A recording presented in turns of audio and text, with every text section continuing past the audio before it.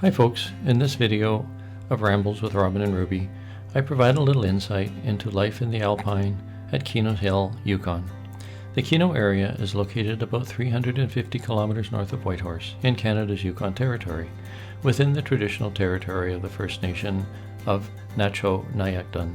Keno Hill area has a history as a former silver mining region, which began in about 1919.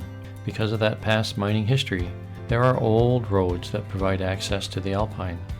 I provide a little insight into the bird, butterfly, and animal life that occurs in the hostile Alpine around Keno City. Enjoy! In a future video, I will show more images of the typical Alpine tundra landscape. But for this video, here are some examples of what the mountainous Alpine tundra looks like in the Keno Hill area. The land is open, flat to hilly, and completely devoid of trees, except in some protected areas where spruce eke out an existence. There are also rocky boulder fields that are home to several types of animals. It can be a very windy and cold place, but it can also be a spectacular landscape worthy of a visit. And now, let's consider some of the life that lives in the Keno Hill Alpine. The Keno Hill Alpine is home to many butterfly species. Unfortunately, on the days we visited, it was windy or wet or cold, so the butterflies were not very active.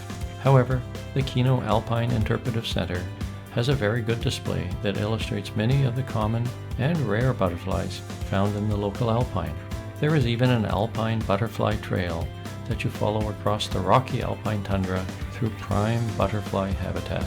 Keno Hill's butterflies are adapted to survive the short summers and the rugged Alpine climate. However, the butterflies are still sensitive to weather conditions, and they are not active on really windy or cold or wet days. The rock ptarmigan lives on the rocky tundra and alpine summits. They eat all types of tundra vegetation. It is well adapted to the tremendous changes in temperature and snow cover of the Alpine. For example, the color of its plumage changes during the seasons. They don't molt their large flight feathers or tail feathers, but they do molt the rest of their feathers, once in the spring and once again in the fall. In winter, its plumage is mostly white.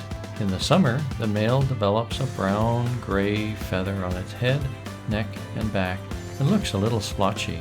Summer females are pale golden brown in color, with black and white markings. Believe it or not, they also have feathers on the ends of their toes. The combination of the toe feathers and their flat toenails serve as tiny little snowshoes in the winter, making it easy for the rock ptarmigan to walk on the snow. The whiskeyjack, or Canada jay, lives in the northern forests year-round. It is not a shy bird. In fact, it is friendly and curious. If a Canada jay is nearby, it will almost certainly pay you a visit because it is always on the search for food. And it will eat just about anything, including berries, small animals, and even an unattended lunch sandwich. During the summer, they hoard food in trees to sustain themselves through the bleak winters. And believe it or not, the Canada jay rears its chicks in the darkness and the cold of winter. The Hoary Marmot lives in the Alpine. When you're hiking, you may hear its long whistle.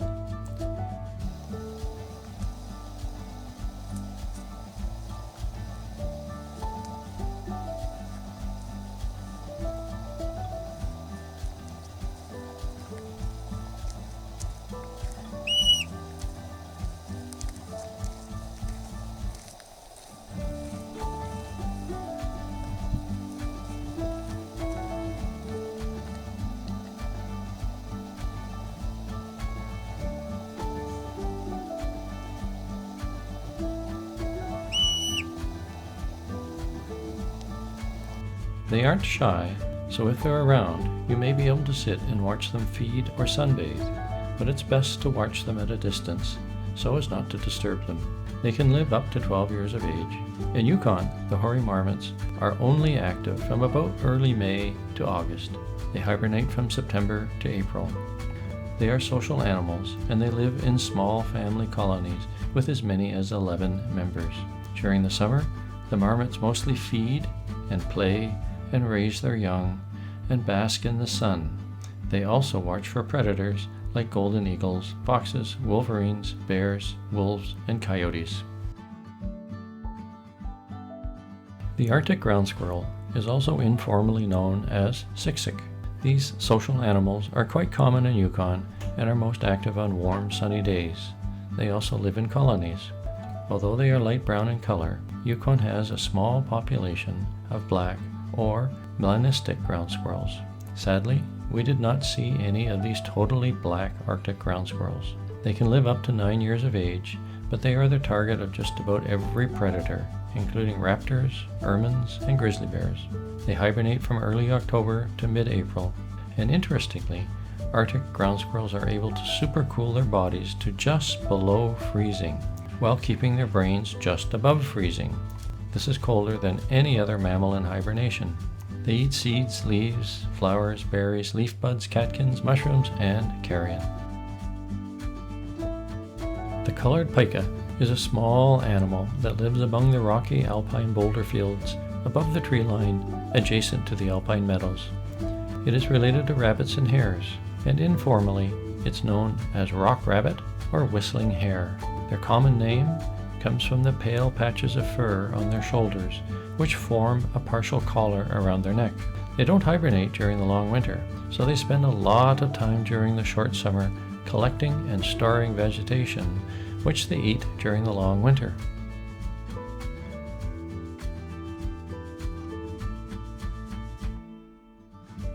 Climate change is a threat to the collared pika. Pikas, you see, regulate their body temperature by moving closer to or farther away from the permafrost that is common in the Alpine. With climate change comes warming temperatures and melting of that permafrost.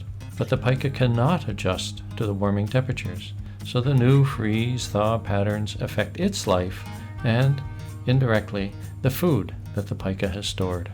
And that, folks, is a brief introduction to some of the wildlife that lives in the Alpine around Keno City, Yukon, Canada. If you ever get the opportunity to travel through Yukon, be sure to visit Keno City and hike in the Alpine. It is a hike that rewards.